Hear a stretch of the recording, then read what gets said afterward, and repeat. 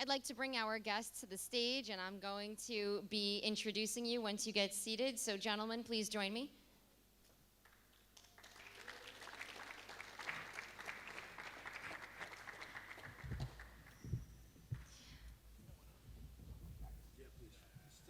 Get comfortable, yes. It is Tel Aviv. One of the more fancy, business-oriented places in Tel Aviv, however. Tonight with us is Mayor Francis Suarez. Thank you so much. Can we have a round of applause?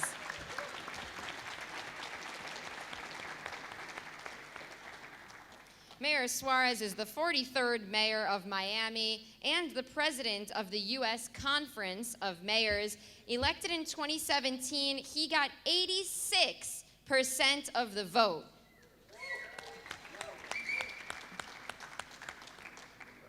Which I thought was extremely impressive. He is consistently considered the most forward-thinking and innovative mayors of the mayors in the United States of America, and I don't know if you were paying attention to the clip, but he's consistently bringing innovation and hubs to Miami to work on technology that could be saving the world, and so we're very excited to have him here with us to talk about the digital Big Bang. So thank you. Let's have one more round of applause.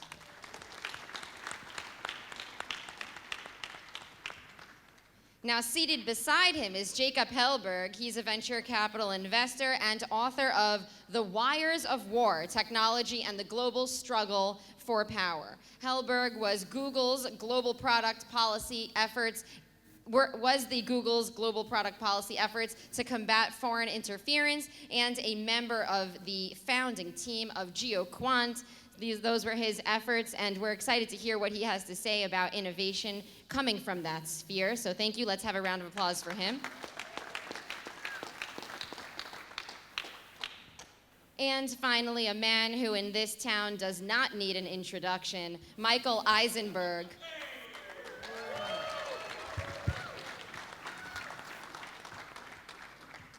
Michael will be leading our panel today. He is the co-founder and equal partner of Aleph Venture Capitals and the author of 8 books, including The Tree of Life and Prosperity in the 21st Century Business Principles from the Book of Genesis, which I think is extremely fascinating, taking ideas from the Book of Genesis and bringing them into the business sphere. And his books are available in the back if you are interested. Again, my name is Shanna Fold, and I'm your host for tonight. If any of you have any questions about our event or would like to participate in events in the future, please come and introduce yourself to me. And without further ado, I'll have Michael take it off from here.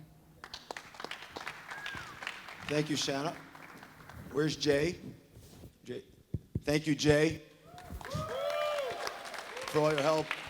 Andrew and Susan, thank you for all your help in pulling this together.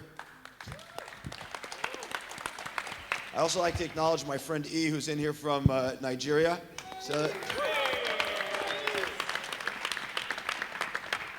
And I couldn't be more thrilled to share the stage with Mayor Suarez and Jacob, who I've known for a while. It's just amazing that the mayor has come, wonderful that the mayor of the most forward-thinking city in America because of the mayor, and Jacob, who I think has literally written the book at this point on the constant war we're going through at the digital infrastructure layer of our society, is here with us tonight. So thank you both for coming to Tel Aviv and sharing your time with us. We'll have questions at the end, so anyone who wants to answer, prepare a brief question, not a lecture, a brief question. And I'm sure the mayor and Jacob will be happy to answer. I want to start with the mayor. So I met the mayor because I wrote a piece that appeared online and went viral, in which I said that Mayor Suarez defeated Prime Minister Benjamin Netanyahu, in the COVID wars. What does that mean? People were up and moving around during COVID, and the mayor put up a welcome sign and said, you'll tell it in a second, what can I do to help?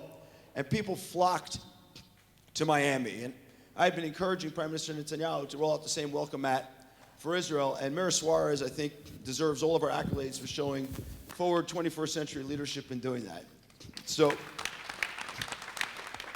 the question I want to ask you is, how did this initiative come to you? I mean, it catapulted you and Miami to an international stage, not just a national stage. Where did it come from, the inspiration? First of all, thank you so much for the invitation. And in fairness to the Prime Minister, we sort of caught everybody by surprise in the country. And I think the day was a very sort of nondescript day. It was a Friday, December 4th of 2020. It was about 8:30. You know, on a Friday, when you get home from work, you're exhausted.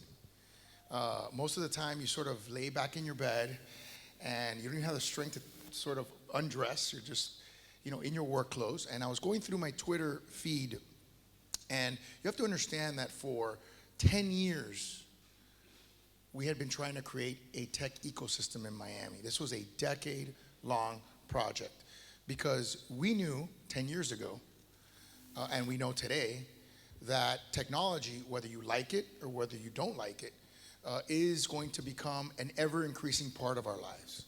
And so for a city to be successful, we knew that we had to create an ecosystem.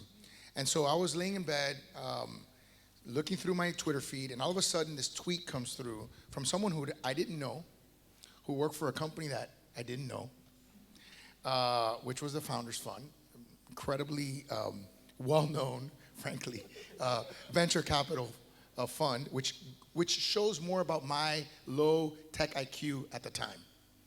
And one of the members, Delian Asparov, and you saw the tweet up there, put out a tweet that said, "Hey, what if we move Silicon Valley to Miami?"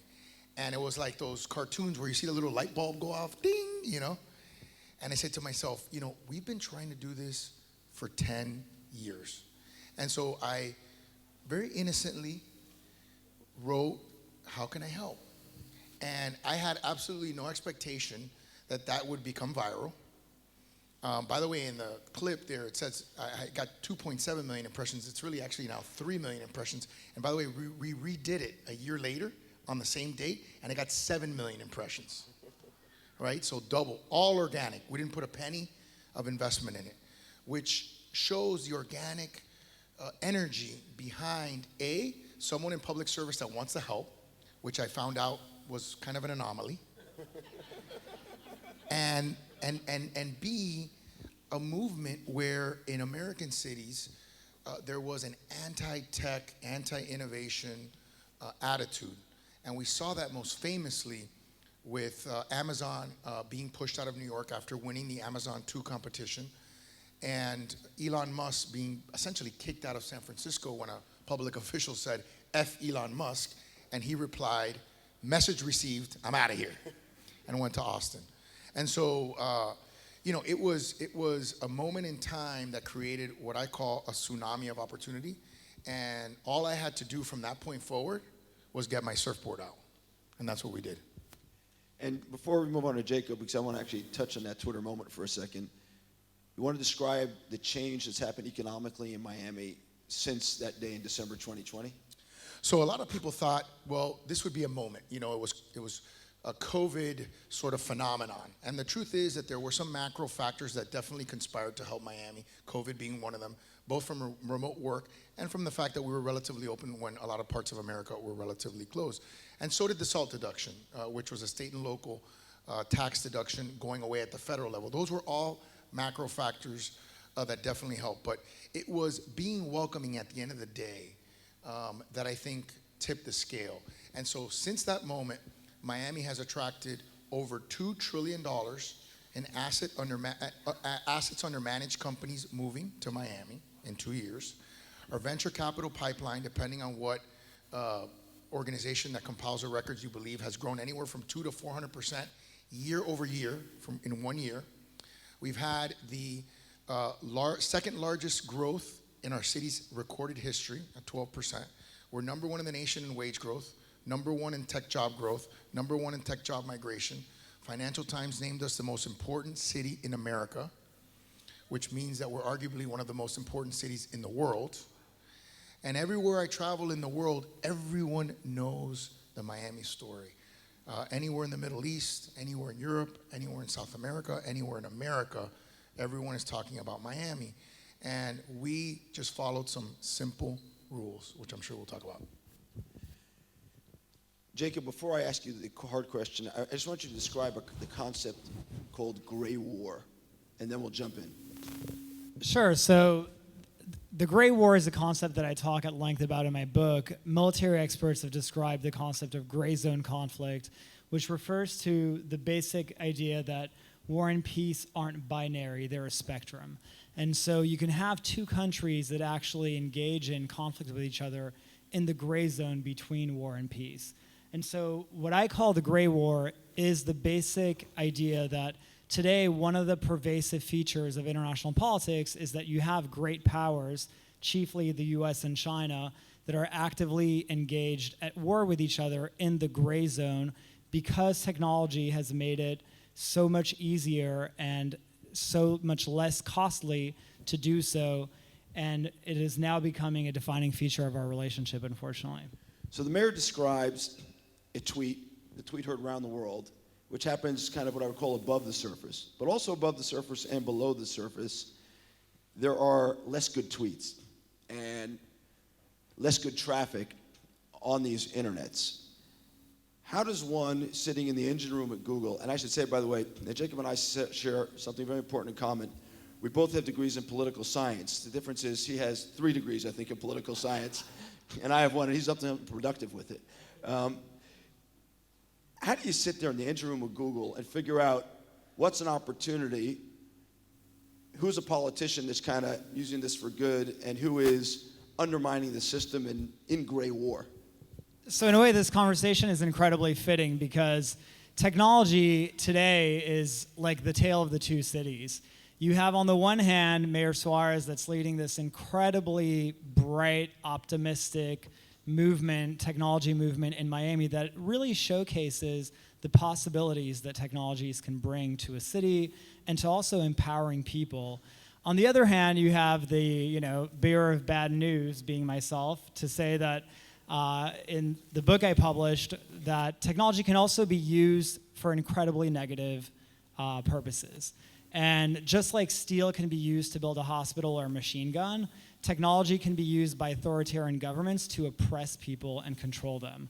And there isn't a single place in the world that encapsulates that more than in China, where you basically have a government that's using technology to completely de-anonymize the internet with CCTV cameras, payment system that allow them to track people's every single transactions, facial recognition systems, the list goes on and on. But it all boils down to controlling people, political control, and political oppression. Mayor Suarez, you're the first American-born mayor of Miami. That's what I've learned over the last 2 years. You said something to me last night that I thought was incredibly insightful. We live here in Israel, and because of all the journalists that are kind of concentrated here, we tend to believe that from a national security perspective, a global security perspective, this place has outsized importance. You said to me last night over dinner that the way we react to Cuba has outsized importance and it's underappreciated. You want to explain why? Yeah, I think there are significant corollaries. I think Cuba in the Western Hemisphere is the head of a very, very dangerous snake, which is communism. And the fact that it has gone unaddressed for a generation has oppressed, not in the gray zone conflict, but in a real sense, millions and millions of people, and killed millions of people. And it's particularly frustrating as a former,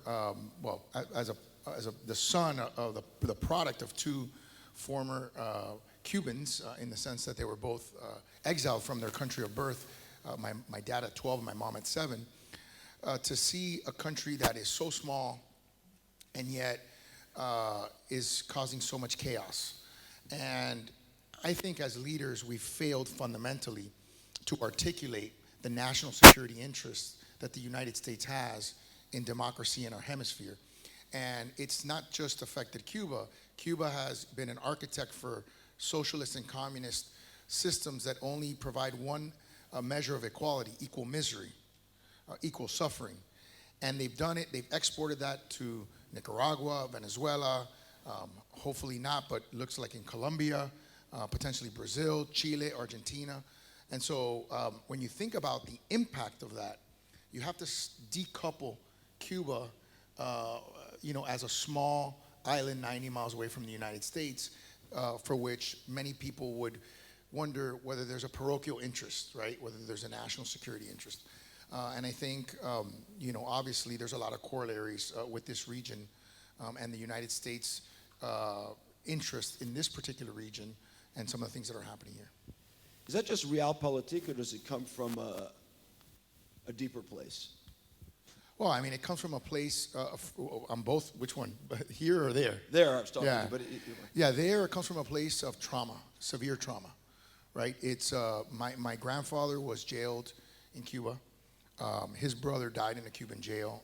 Never got a chance to be reunited with his family, and I've never gone back to Cuba, so I've never had an opportunity to see the country that my family was born in, and I've heard so many beautiful things about it, and it's just very sad.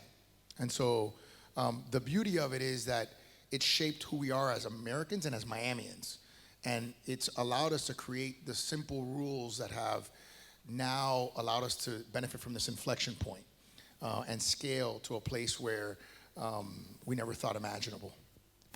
Jacob, you've been, in a similar way, super outspoken on China since way before it was popular. Where did that come from? Was that realpolitik or some sense of values or trauma? It stemmed from the basic idea that, when you work in the tech industry, like many of everyone in this room knows, you're used to seeing the world through analyzing systems. And fundamentally, what struck me was the US and China are operating off of systems that are completely at odds. I grew up in an environment and in a family that was extremely skeptical of a system that places all of its power in the hands of a single person for all the reasons that Mayor Suarez just mentioned. I obviously didn't grow up in Cuba, and my family didn't come from Cuba, but my grandparents were Holocaust survivors, and obviously we're having this conversation in Israel, so I know that that story hits home to a lot of people. When you place so much power in the hands of one person, you can have the years of the 90s and the early 2000s in China where everyone is talking about enlightened leadership and it seems like society is moving forward.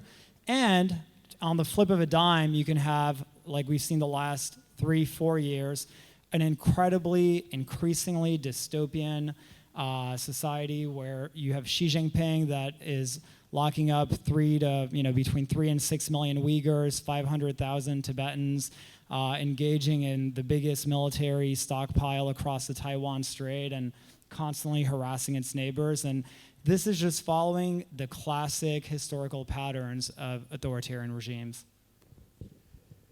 I want to capture what you both said right now and go down a level, which is, you talked about the agglomeration of power in the hands of people who use it for bad and a separate operating system or value system. You both, I would argue, advocate for what I would call distributed leadership in a meaningful way. Tel Aviv, I think, is an example of distributed leadership. The high-tech system here bubbled up through free enterprise. Your mayoral leadership is not obvious. When everyone's looking at the federal government for whether it's Build Back Better or QE or QE3 or QE5, as the case may be. What's the moment we're in now from a business, technology, and a political perspective that's so different from maybe where we were 20 years ago? Well, the moment we're in now is a very scary moment, in my opinion. I think and Jacob sort of alluded to this, the kryptonite for democracy is division. And division promulgates dysfunction. And so if you are an enemy of democracy, you're going to use whatever means necessary to promote division. Now, in a democracy, what they're banking on is A, they can infiltrate, which is what some of these technological systems have allowed. B, they can influence, right, which means that they can convince people to change their minds. And I remember very clearly, I was getting my hair cut by he wants me to call him stylist, by my stylist. You live in Miami, not Beverly Yeah, Hills. yeah, yeah, my stylist. And he's cutting my hair, and he starts talking to me about politics. Now, I've known him for 20 years. I don't think he's ever talked to me about politics. And he starts talking to me about these conspiracy theories on politics. And they are really, really out there. And you start realizing over the last few years that more and more places that you go to, you start hearing about all these conspiracy theories. That there are pedophiles living underneath the White House. That there are tunnels, you know what I mean? This kind of stuff. And you start thinking to yourself, who would benefit from this information infiltrating American democracy? And it's obviously our enemies. I mean, if you look at the very simple benefit quotient, right? You can always assume in politics that people are going to do what's in their rational self-benefit. It's clear that people like Russia, Iran, North Korea are the ones that will benefit from this type of disinformation infiltrating our democracy. But then the third factor that they have to rely on and bank on is an important one, that our elected officials will try to take advantage of it. And that's, to me, the scariest one, because in life you have two choices. You can give in to the division, which we know creates dysfunction, we know it creates weakness, or you can become aspirational and inspirational and focus on how do you create a better tomorrow for yourself and your family and for others. And the kind of politic that we see today, maybe because of a lack of options, maybe because of a lack of talent in politics right now, is one of public officials trying to capitalize on that division. So they're basically, in my opinion, effectuating the playbook for our enemies, and are doing it successfully. And until democracy rises up, until the people of our country and other countries and democracies. By the way, this is not something we're only seeing in America. We're seeing it in a variety of other democracies. Until the people reject that kind of politic, it will continue to pervade our society. And the sooner that it happens, the better, because, of course, our enemies will not stop, but they're going to have to find a different way to disrupt us. I want to push you a little harder and drill a little deeper. So you launched a tweet, and you've joked that you took out your surfboard, right? But you've basically let the market forces, and you've looked around the United States, and you're the president of the Council of Mayors, Conference of Mayors, and said, the mayors, this distributed leadership, as opposed to the federal government, is the leader of this change you're talking about. Private industry that's moved its capital to Miami is the leader of that. Why is that going to work? Well, it's worked because we followed three simple rules, which I alluded to earlier. The first is we've kept taxes low.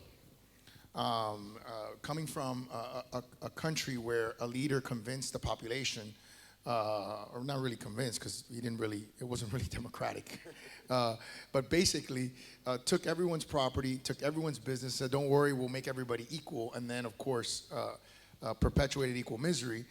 You know that government taken to its logical extension as a solver of problems just doesn't work. It's never worked in the history of humanity, and it will never work. So that's number one. Number two, and I think being in Israel, this is always in the forefront of your consciousness.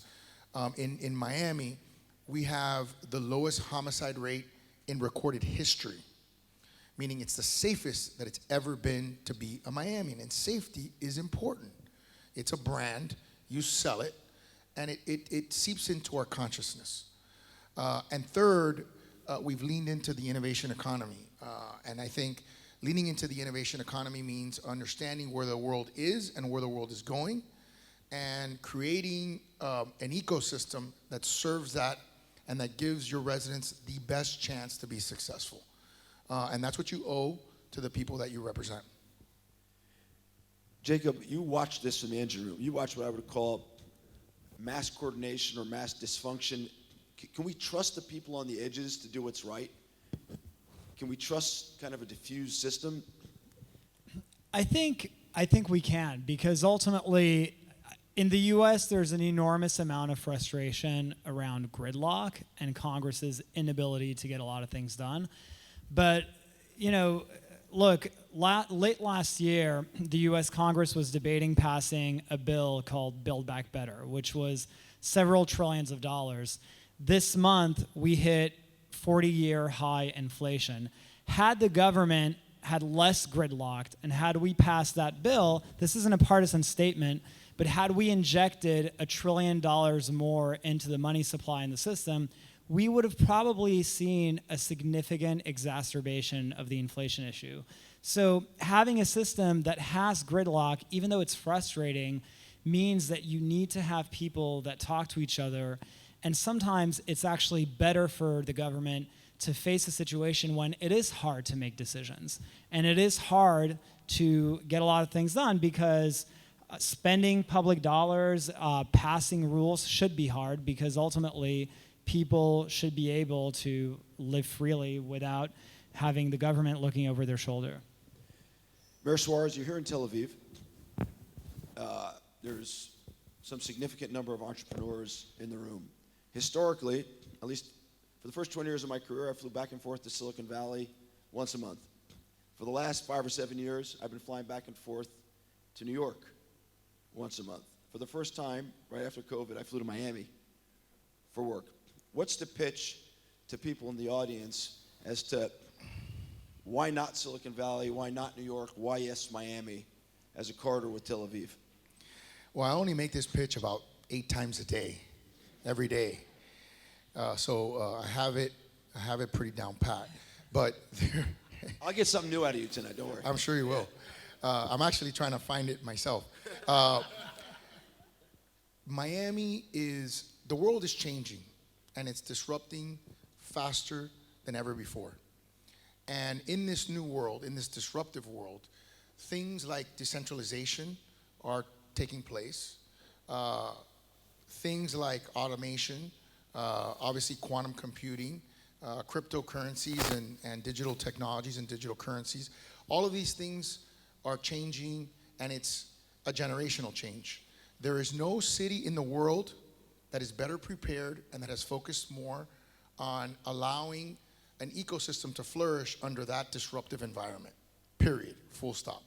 In addition, there is no city in the world that is better positioned to capture the 5 mega markets that surround it, which are New York, Silicon Valley, South America, the Middle East, and Europe. None of those 5 markets are closer to the other 5 than we are to all of them. And so the only difference was that before, if you wanted to do a financial transaction, you felt like you had to go to New York.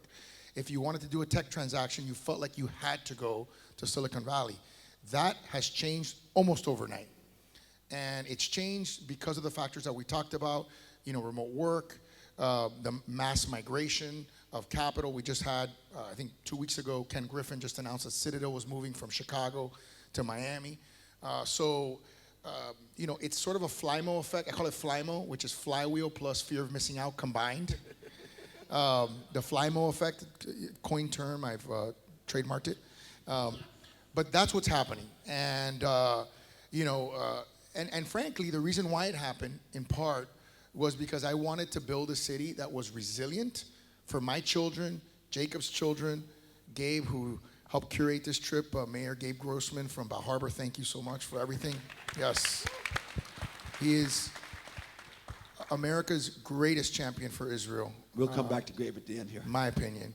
But he has really allowed me to fall deeper and deeper in love with the Judea-Samarian region.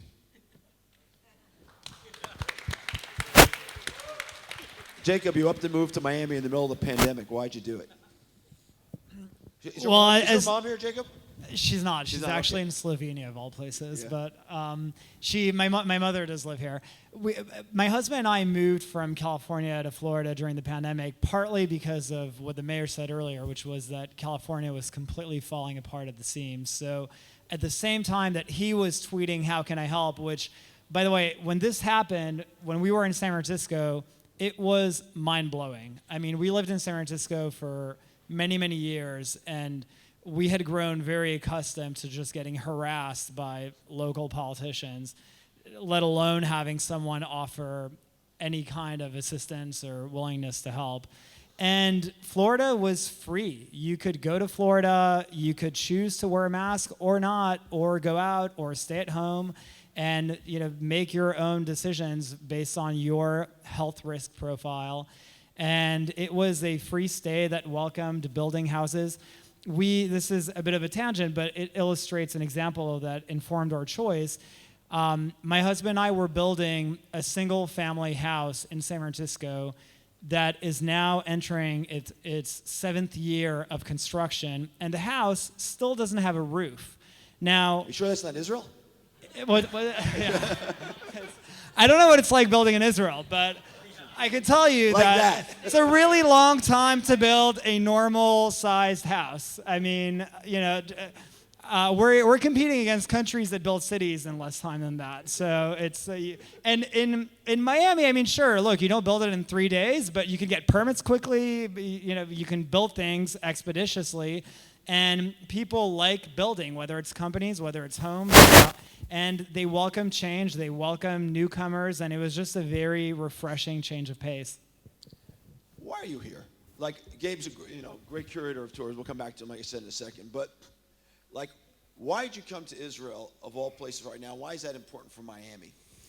I'm a tourist. No, I'm just kidding. No, I'm here because Miami's not perfect. Shocker that I would say that. By the way, I don't think I've ever admitted that in public. It's the first time.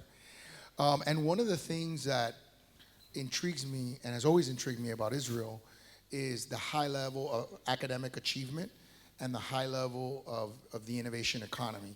And so one of the things that we're doing, what I'm doing in these few days, is meeting with the universities here to talk about how we can have partnerships between Israel and Miami either existing universities or creating a new university where we can create high-level, particularly engineering talent. I'm a lawyer, but frankly, we don't need any more lawyers. No offense to the lawyers in the crowd. We don't necessarily... We'd like to retrain the lawyers in the crowd to become engineers, and yes, they can work in Tel Aviv or Miami, either way. Absolutely, and you're always going to need a certain amount of lawyers, you're always going to need a certain amount of doctors, and you're always going to need a certain amount of accountants. But what's really propelling the economy of the future are engineers. And honestly, people in sales as well. You need to be able to sell the products of tomorrow. And so for me, I came to see what kind of partnerships exist, what kind of an appetite is there, and what kind of synergies are there for us to have impactful collaborations that can help us, maybe fill a hole in terms of a deficiency that some would say exists in Miami, where there's a delta between the amount of capital and the amount of companies that are growing and the amount of talent that's needed to fill those roles. We have 1.4% unemployment in Miami, which is phenomenal, except when you want to build a business, and then you realize there's not much of a pool of employees to take from. So that's what we're here. We're at dinner, and one of the guys opening a big office at headquarters in Miami turned to the mayor and said, "Where am I going to hire people from? There's nobody left to hire in Miami." So, Mayor Suarez, you embraced crypto really early. There's at least a narrative out there right now that crypto's in some sort of crash. I'm not sure what I think about that, given it's been around for 10 years and it's had 5 crashes. But that's certainly a narrative. You were early to embrace crypto. You even have a big crypto conference now in Miami. Why'd you do that? Well, I would say 2 reasons, or 3. The first is if you want to slay Goliath, you've got to find your slingshot. And for us, crypto was our slingshot, right? That was our innovation that allowed us to stand toe-to-toe with a giant. Silicon Valley. Correct. And so for me, it's been beneficial in a variety of ways that are indisputable. People could argue, like you said, that we're in a crypto winter. And I would say to that, well, first of all, Miami has attracted, as you said, the Bitcoin conference, which is the largest Bitcoin conference in the world. 50,000 attendees, tens of millions of dollars in economic development for the city. That's real. We've attracted a variety of funds and or exchanges, including an Israeli one, eToro, that set up an office in Miami. That's tens, if not hundreds, of high-paying jobs. That's real. That's an ecosystem, right? And then we have FTX, that paid $200 million to name our arena. That's $200 million. That's real. FTX is a big crypto exchange. Yeah, that's real. That's indisputable, right? So whether the price of Bitcoin is 20 or 30 or 40 or 50 or 10 or 75, it doesn't matter. That is an ecosystem that's real, that's producing jobs, and that's hiring people. That's number one. Number two, I would say to people who hyper-focus or obsessively focus on the price of Bitcoin, for example, I kind of always flip that argument on its head, which is, I think today is at 21 or 22,000. I'm not exactly sure what it is. But I always tell people, whether it's at 20 or 15 or 10 or 5 or 40 or 60 or 70, understand this. It is 20,000 times more valuable than the base currency of the world. Because it takes 20,000 of the base currency of the world to buy one Bitcoin, right? And that is the market pricing one system versus another system. And so that's one way to look at it. And I would say the third thing is the reason why I think people feel that it's a winter, to your point, is that last year I would classify it as what I call the year of mainstreaming, which means that it's the year where most regular people found out what crypto was about. And so their basis for comparison is 1 year, not the 10, 13-year horizon. This year, I think, will be the year of utility. And so, for example, there's a company that I'm doing a partnership with. I am taking my salary in Bitcoin. I was the first elected official to do that in probably the world. Yeah.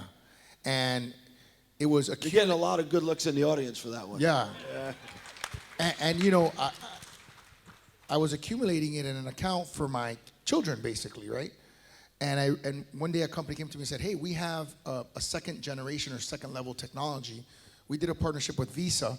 The company's called BACKT, B-A-K-K-T.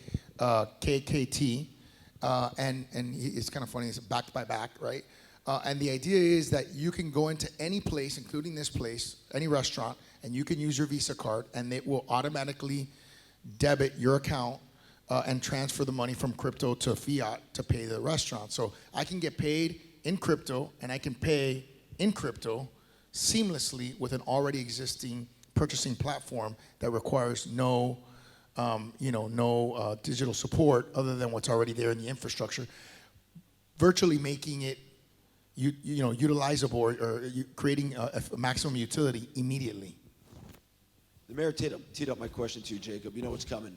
So he described one system called the US dollar system against another system, a distributed cryptographic system for a currency or a store of value. Is that a good idea, given the gray wars going on right now? Is that a good idea, given all the digital shenanigans? And I think it's El Salvador is now kind of all in on. Is this a good idea? I think if it's authentically distributed, I think that the pluses definitely outweigh the cons. Explain what you mean by authentically distributed. Well, if you don't have a government, hypothetically, say China, that tries to mine 51% of the network in order to interfere and manipulate it, I think if it's actually distributed and you don't have a single actor that controls the majority of the network, then yes, I think it's a good idea. Because ultimately... But you're worried. No, I think, look, the two biggest public policy concerns in the U.S. are often boiled down to taxation and money laundering. And, on the money laundering issue, it's very hard to launder meaningful amounts of money through crypto going completely undetected. Because of the nature of how the network works, you can see if someone is trying to move large amounts of money from one place to another. So I don't find it that concerning. I'm more concerned where if you have a Web 2 format, like the one that you have in China, which is China is encouraging people to move entirely to digital payments, not just because they love people scanning QR codes, but because the less cash people use, the more people use digital payments, the easier it is for them to surveil everyone in every single transaction. So I'm much more comfortable with a crypto system that isn't in anyone's hands rather than one that's in the hands of the Chinese government. Mayor Suarez, a question I have to ask you before we turn over to audience questions. When we met in Miami, one of the things we discussed, you're a man of faith. How has your faith influenced your job as mayor of Miami and your embrace of innovation? Well, how it's influenced my job as mayor, it's everything. I mean, I have a hard time getting out of bed without doing a certain set of religious and sort of spiritual recalibration on a given day. And if I don't recalibrate, I feel it, number one. Number two, I believe in the concept of a spiritual gas tank. I think we were talking about this earlier. And I think, you know, we all have to sleep a certain amount. We all eat a certain amount. We hopefully exercise. And hopefully we have a spiritual or meditative part of our life, right? That those are all sort of components of good physical and psychological health. But I think there's something else that you need to have. And it's what drives us. And it's, for me, it's I call it a spiritual gas tank. And I think when someone is positive with you and says, hey, you know, I saw one of your podcasts and it really inspired me. It changed my life. That takes your spiritual gas tank, which may be getting close to empty, and it sort of, you know, it sort of tips it. And that is the energy, the sort of life force, if you will, that propels you to continue to move forward. How it affects you in technology is interesting, because technology, and when you read Startup Nation, for example, you realize that part of the Israeli culture is to accept the possibility of failure, right? But to accept, to be able to overcome failure and to be able to continue to charge forward, you have to have deep faith in yourself and a deep faith in your mission, and you have to have confidence. And it's so easy to have your confidence shaken. If you don't have a spiritual foundation, if you don't have that spiritual gas tank full, it's very, very, very hard to do big things, in my opinion, right? It's just hard. It's, where do you get the energy? What makes you keep fighting?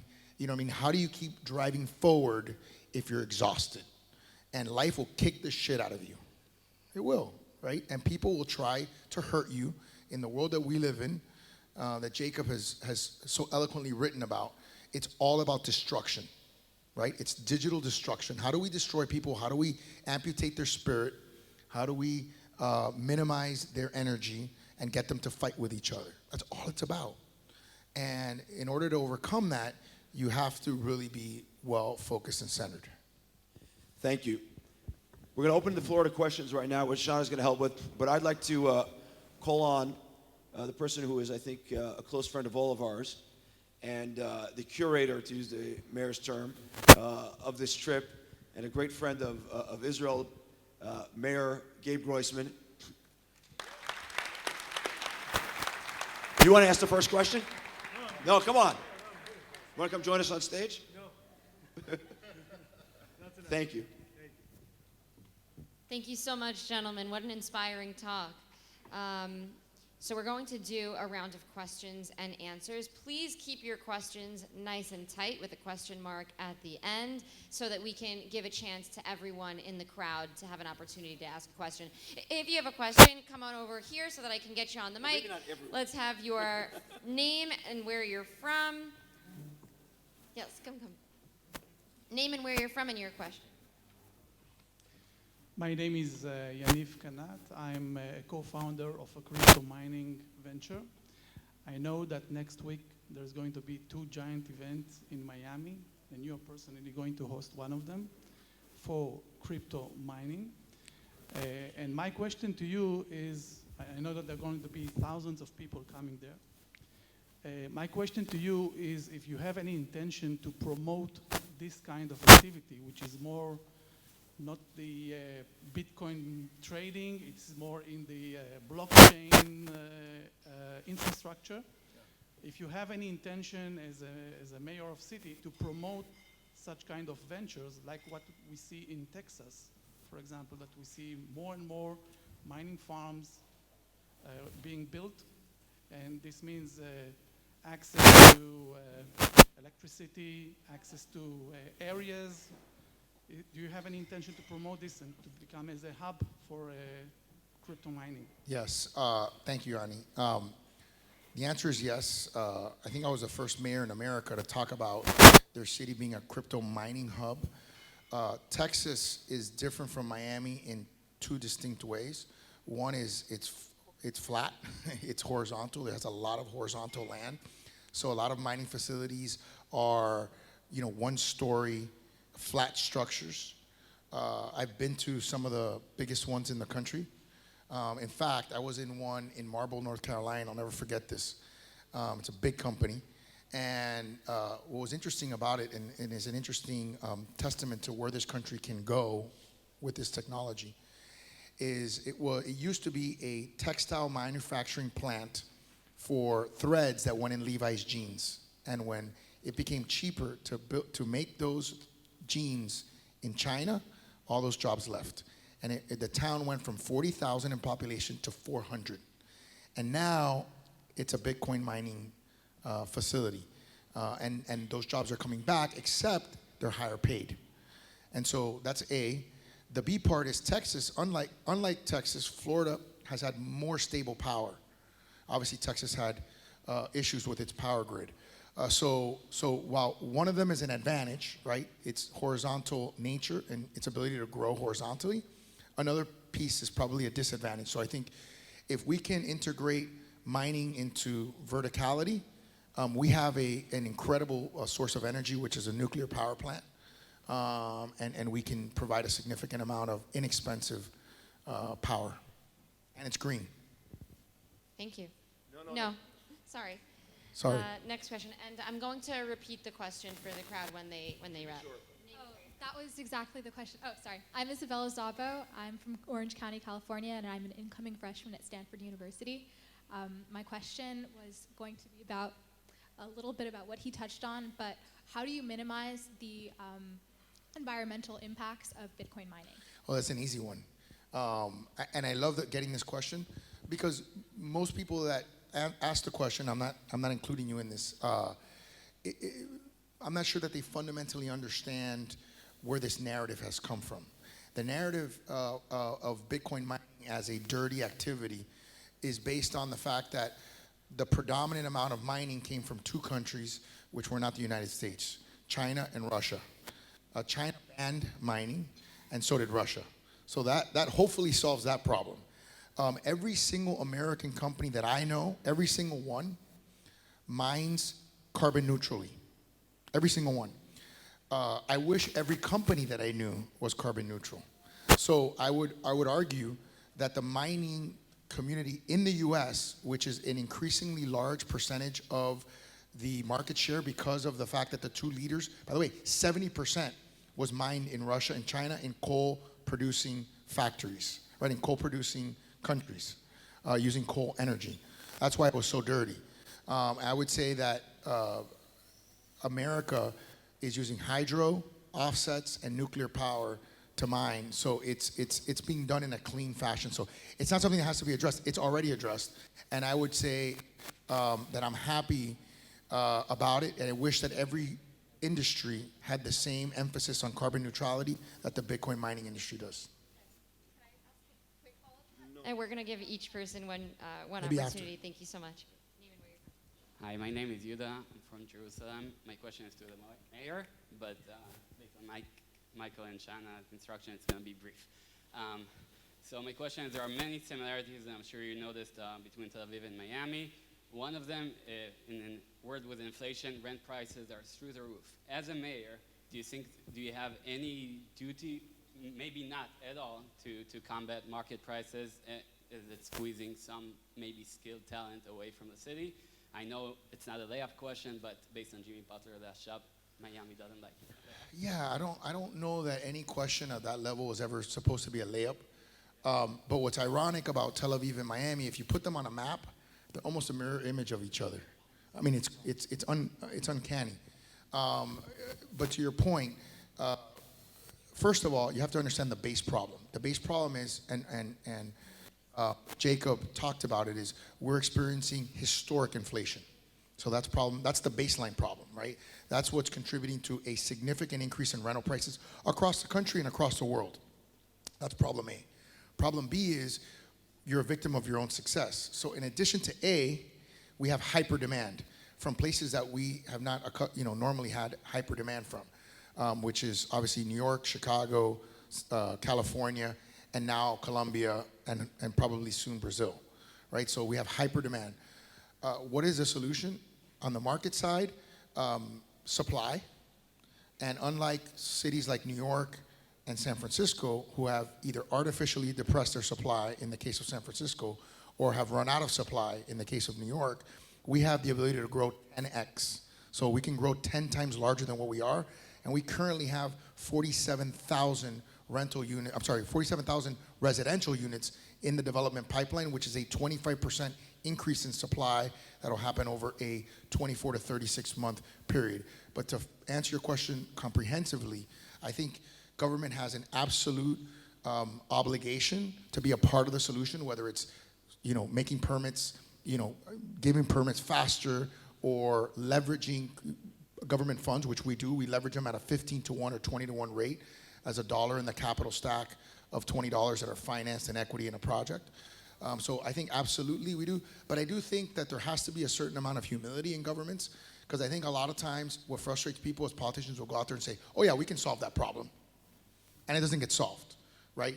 Government is limited in its ability to solve some of these macro problems, even though in some cases other governments have helped exacerbate and create them. Hi, my question's also for the mayor, sorry. My name is Chaim Seligman. I'm originally from Hollywood, Florida, so I'm a fellow South Floridian. Yes. I live in Jerusalem now. I got somebody else on stage. Quick question is, I know that, or I've understood that a lot of the policies that led to everybody coming into Florida, and you've touched upon, are the more Republican policies. But now that there's been an influx of people from blue states, is a concern of yours that they're going to start voting blue in South Florida and then basically reversing that whole ecosystem that you and other politicians have worked so hard to create? So when you peel back the layers of the onion on that question, because it's sort of a common thought that because people are coming from quote-unquote blue states or states that predominantly have voted blue, that they must be making our state more blue. The actual registration numbers tell a different story. So for the first time, either in the history of Florida or in the last 40 years, I forget which one it is, Republicans outnumber Democrats in Florida. Okay? So I don't know if that means that people who are Democrats in California are changing to become Republicans, or it's Republicans in a majority Democratic state that are moving, or they're people that are maybe libertarian that are becoming Republican. I'm not sure exactly what that phenomenon is, but the numbers for registration are quantifiable and verifiable. That's point A. What is a little bit more of a nuanced question, if I can sort of build on your question a little bit, is one of the things that doesn't get talked about a lot in American politics, because we're so used to the binary nature of it, is there's a massive amount of people in the middle. Okay, so Florida is a third Republican, even though it's more Republican than Democrat now, it's still only a third Republican, a third Democrat, and a third independent. So the reality is, people often think of Florida as a red state because it has a Republican governor, 2 Republican senators, Republican House of Representatives, and a Republican Senate, state Senate. But the truth is that our governor got elected by 30,000 votes. Our U.S. senator got elected by 14,000 votes. In that same election, a Democrat won statewide by 4,000 votes for ag commissioner. So the delta between one extreme and the other was a 34,000 vote margin that swung. So it's very, very close. If you look at Trump's victory in 16 and his victory in 20, he went from winning Florida by 100,000 votes in 16 to winning it by 400,000 votes in 20. So that margin improved by 300,000. But we don't know. We'll know in November. We'll get a sense in November of where the state stands. And that'll be important for 2024. I'll add to that, by the way. I think most of the world is purple, not red and blue. Since the mayor's point on independence. But leading to the point that Jacob and the mayor made earlier, in something that is non-divisive is actually a challenge. It's a real challenge today, but it's waiting for people to kind of walk into that. Can I just add a little bit to that? Please. a state of like Florida is interesting because you won't see how it all plays out until the general. But what Mike is saying is super, super important in a presidential election. It may be that a very big part of the country is in the middle, but you don't see it because of the structure, right? Because it's inevitably a primary that determines two candidates, and we have not yet seen, I mean, the closest we came to it is with Ross Perot in '92. We haven't seen a third-party candidate come close to or win a presidential election. So right now the dynamic is two parties who are being pushed into the extremes, and then there isn't much happening in the middle because you got to go through that process before you get to the general. Thank you. Who here has a question for Jacob? Hi, R.L. Mensch, originally from Brooklyn, now Tel Aviv. Tech really spans across many industries today, and one of them that we didn't really talk about, but I think is related to today's topic, is defense tech. I wonder if you have any thoughts on how defense tech plays into the Gray War as well. So the good news is we're probably going to see the first ever $1 trillion defense budget in the U.S. next year. And a silver lining of the absolutely awful war going on right now in Ukraine has been an awakening across the West, and the West broadly defined to include other democracies today that are part of these conversations, like Japan. Sweden is increasing its budget by 50%. Japan is doubling its defense budget. Germany is going to have the third largest military in the world if it actually meets its commitments. So you're seeing a sea change and an enormous amount of public funding that's going to be headed right towards defense. And the key question that a lot of the public policymakers are going to have to answer is what to spend it on. Because it's not because you have the powers to the purse that you know how to spend it. And one of the things that the war in Ukraine has shown is war has changed a lot in recent decades. I mean, Russia went in prepared for World War II with tanks, and they had all of the classic old school strategies. And asymmetric warfare, which is basically the strategy that the Ukrainians have been following, has proven incredibly potent and lethal. And using Starlink to communicate, the U.S. intelligence community was convinced that within a matter of 24 hours, the Russians would take down Ukraine's communication systems.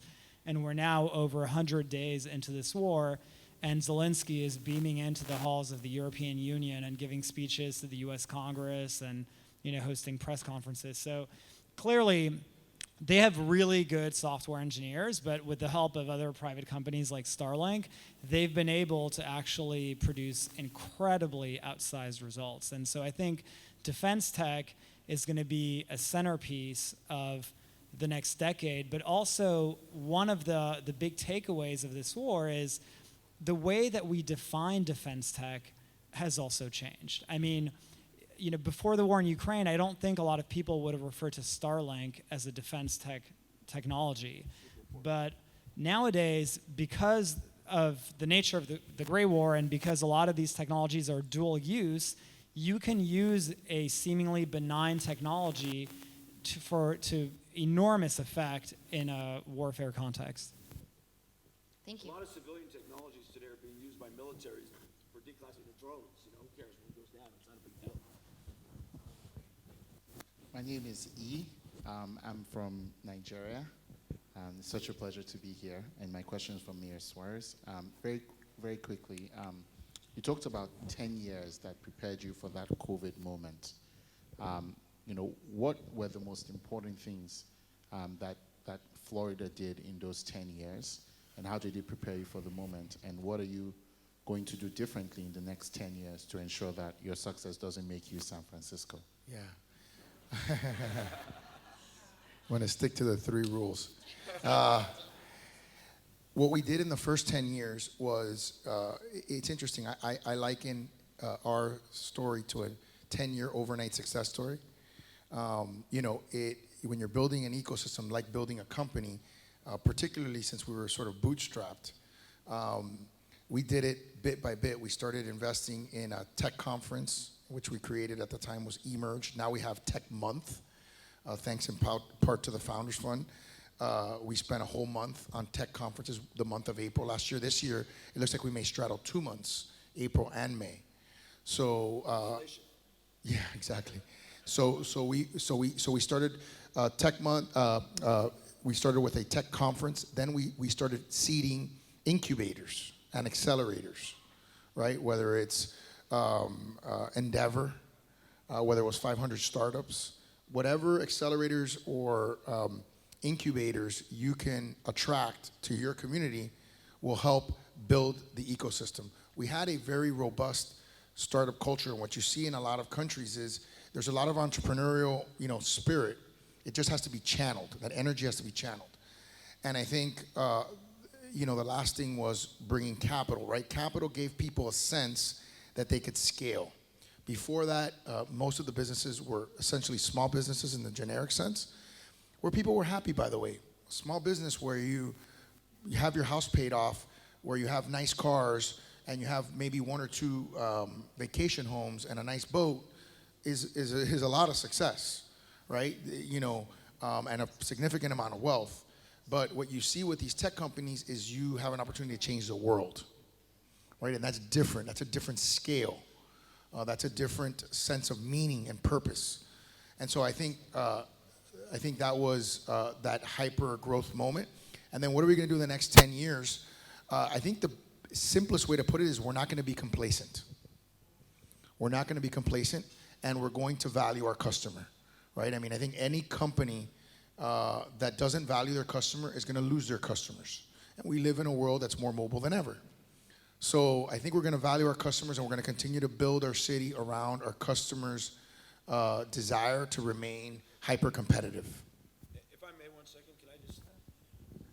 One of the things I saw just from afar, and then when I saw the mayor in Miami, is he understood that this was about a network. That if you highlighted kind of the key nodes that came to town, that brought other key nodes who came to town. And the mayor amplified out every investor that came to town, every founder that came to town, every key node in the technology network that came to town, and that kind of was a snowball that built it. But networks, this is a network business. The reason that the tech industry exists in Tel Aviv is because it's a network business, and cities are network businesses, and I think you did an amazing job of curating the network and amplifying the people. Just to give that a little bit of color, I always like to say, if you don't tell your story, somebody else is going to tell it, and you're not going to like their version of it. Please listen to this. Yes. And so I did something called the Cafecito Tech Talk, which is not too dissimilar to what we're doing up here, just a long-form interview where I told the story of this reemergence of Miami, right? And when you hear it once, you go, okay. When you hear it twice, you go, okay. When you hear it 250 times, you go, maybe there's something to this. And so the narrative becomes the story. The moments become a movement, right? And that's where you get momentum, to use another M word. So there has to be a level of stick-to-itness, right? Of sticking with it. And you're going to be criticized. There were people that said, oh, you don't talk about affordable housing anymore. I've spent 12 years talking about affordable housing, which is how you impact the expense side of the equation. What about the income side of the equation? What about empowering people to be able to be more prosperous for themselves and their family, as opposed to subsidizing their housing so that they can get by, right? Like, to me, I live in a world where I want to teach people how to fish, not to give them a fish, right? And so that, it was almost insulting to me when people would come to me and say, you talk too much about tech. That's all you talk about. I said, yeah, that's all I talk about, because that's all that I care about right now, because I want my residents to be successful, right? I don't want to just make their life less expensive, right? And that's what I spent a large part of my time doing, frankly, initially. Okay, we're going to take our last question for the evening. Apologize. It's an honor, thank you. My name is Elizabeth, I'm from New York, and I run a business with my husband there. We focus primarily on education. And in the past 2 years, we've seen a massive flight from New York to Miami. And when I asked my clients and my friends why they were moving, they spoke specifically about education. And I said, well, we've got Ivy Leagues, by the handful here. Why move to Miami? They spoke specifically about division, the divisiveness of the education as opposed to Miami. So what do you think it is about Miami education that is drawing people from New York and California and the rest of the country? Well, many would say it's education, not indoctrination. So, so I think that's part of it. But I fundamentally believe that education is the great democratizing force of our society. And I am, in terms of education, I was always most influenced by a movie called Stand and Deliver. I don't know how many of you saw it or have ever seen it. It's about a professor or a teacher named Jaime Escalante in South Central LA, and it was played by Edward James Olmos, and Andy Garcia was also in the movie, Cuban actor. And the whole premise of the movie was that we don't challenge our children enough, and that if we challenge them more, and if we provide them high-level education, they will rise to the challenge, right? And so I always felt like I was under-challenged as a student growing up, and that always just resonated with me, and it always makes me want to push in the education space to do more and more and more and more. And so when you talk about things like income inequality, right? We are number one in wage growth. We're number one in tech job creation or in job creation, and we have 1.4% unemployment. So people are working, they're getting paid more, and we're attracting high-paying jobs, right? But what are we doing on education? Right? What are we doing to prepare them for the economy of today and tomorrow? That, to me, is the quintessential question to deal with income inequality, right? And so, not everybody's born in the same household. Not everyone, I always sort of use this analogy. We're running a 100-meter dash, but not everyone is starting at the starting line, right? Everyone starts at a different point getting to 100 meters. I can beat Usain Bolt in the 100-meter dash if I start at the 80th meter and he starts at 0, right? So, I don't believe in equal outcomes. I don't believe in communism where government tries to redistribute everything. But I do believe that fundamentally as a society we have a moral obligation to give people premium education so they can compete in our society. Thank you, Mayor Suarez. Thank you, Michael. Thank you, Jacob, for an amazing panel discussion. I really appreciate it. All of you participants who came, we are in an incredible period of the history of the Jewish people and of Israel. Many of you came here to build your lives here, to contribute to Israel. Tribe Tel Aviv, we're here for you. Our goal is to bring Olim together, connect you to all dimensions of Israel and our society. We invite you next week. We have the Deputy Mayor of Tel Aviv speaking, and we invite you back to join us. And every Monday night, we are over the deck on the Carlton Hotel, where we'll be having high holiday services as well as other programming. So nice to have you all here. Join us again, and you're part of our community. A big thank you to the Tel Aviv Stock Exchange. Thank you to Naor Avraham, the conference and events manager here. And